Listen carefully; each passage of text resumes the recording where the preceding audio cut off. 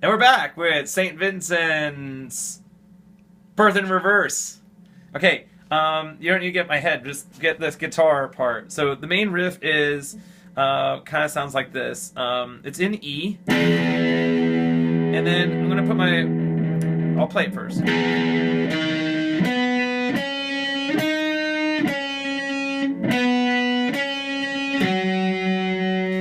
then you're gonna have a B7.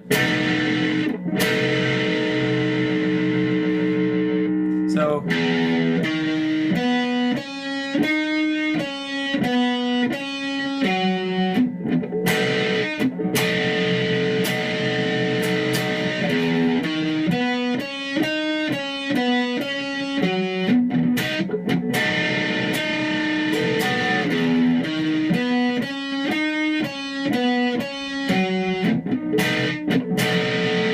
drop to F7 or F sharp 7,